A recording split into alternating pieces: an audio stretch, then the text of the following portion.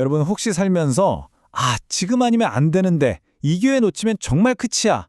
이런 조급한 마음에 사로잡혀 본 적 없으세요? 오늘은요. 바로 우리 인간의 이런 조급한 계획과 실수 속에서도 결국엔 당신의 뜻을 이루고야 마시는 그 놀라운 하나님의 이야기를 한번 나눠보려고 합니다. 오늘은 이런 순서로 한번 이야기를 풀어가 볼까 해요. 먼저 우리의 조급한 계획에서 시작해서요. 죄와 하나님의 주권이라는 조금 더 깊은 문제로 들어가 볼 겁니다. 그리고 그럼에도 불구하고 실패하지 않는 하나님의 약속을 확인하고 마지막으로 이 모든 게 오늘 우리에게 어떤 의미인지 함께 생각해 보겠습니다. 자, 그럼 첫 번째 주제, 바로 우리의 조급한 계획입니다.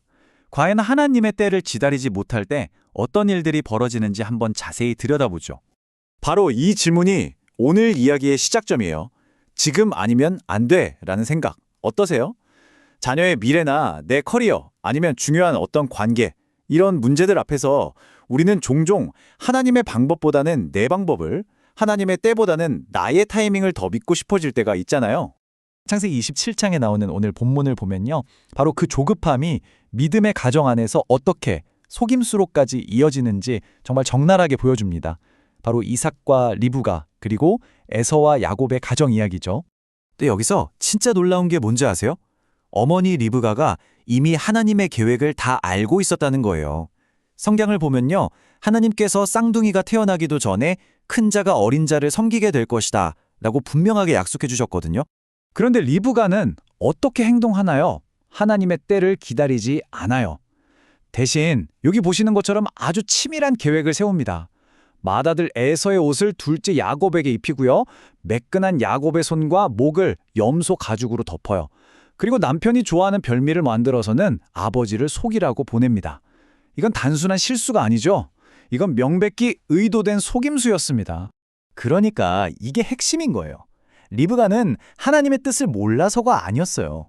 알면서도 그분의 때와 방법을 신뢰하지 못하고 자기 손으로 직접 이루려고 했던 거죠. 마치 우리가 하나님, 뜻은 알겠는데요. 방법은 제가 더 잘 알아요. 이렇게 말하는 것과 똑같습니다. 자, 이 조급함이 어떻게 더 깊은 문제로 이어지는지 한번 보시죠.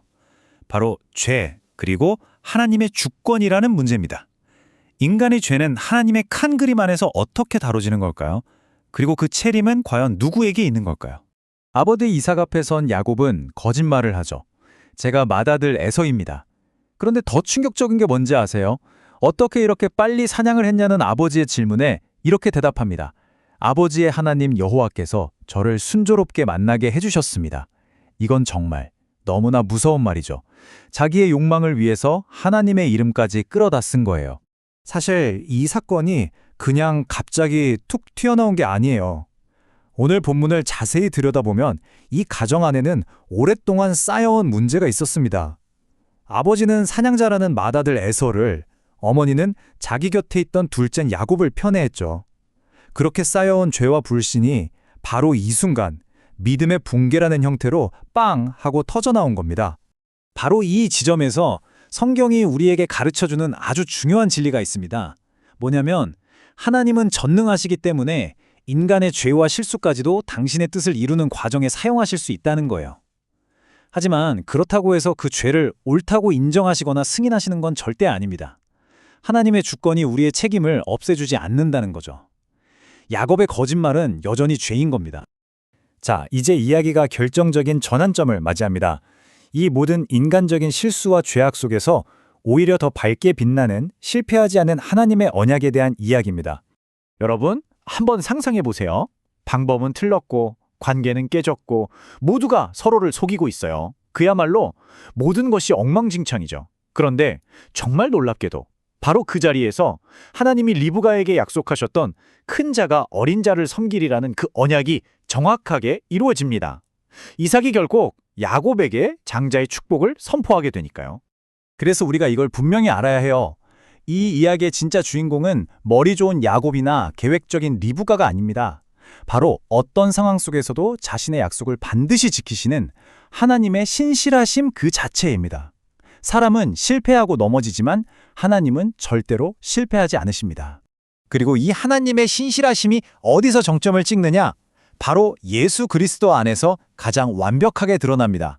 이 표를 한번 보세요. 정말 기가 막힌 대조를 보여주죠. 야곱은 아버지를 속여서 축복을 빼앗았지만 예수님은 아버지께 순종하셔서 우리에게 축복을 주셨습니다. 야곱은 거짓된 방법을 얻었지만 예수님은 십자가라는 가장 완전한 진실로 우리를 위한 구원을 이루셨죠. 야곱이 빼앗은 그 축복을 예수님은 우리에게 거저 주신 겁니다. 그렇다면 이 오래된 이야기가 지금 오늘을 살아가는 우리에게는 대체 어떤 의미가 있을까요? 이제 우리의 삶에 직접 한번 적용해 볼 시간입니다. 혹시 지금 여러분의 삶도 야곱의 가정처럼 복잡하게 엉켜 있다고 느끼시나요? 과거에 내가 했던 잘못된 선택 때문에 후회하고 있지는 않으신가요? 아, 내가 그때 왜 그랬을까 하면서 스스로를 자책하고 있을지도 모르겠습니다.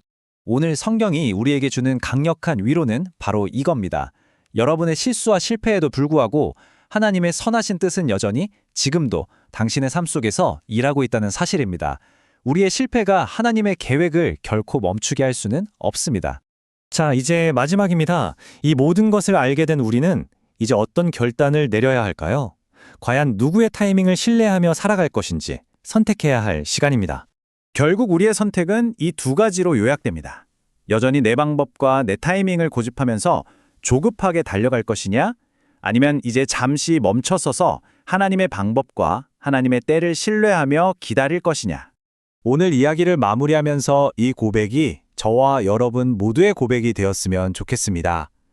나는 더 이상 내 조급함으로 하나님의 뜻을 앞서가지 않겠습니다. 나는 잠잠히 하나님의 때를 신뢰하겠습니다. 이 믿음의 결단이 여러분의 삶을 온전히 이끌어가기를 진심으로 기도합니다.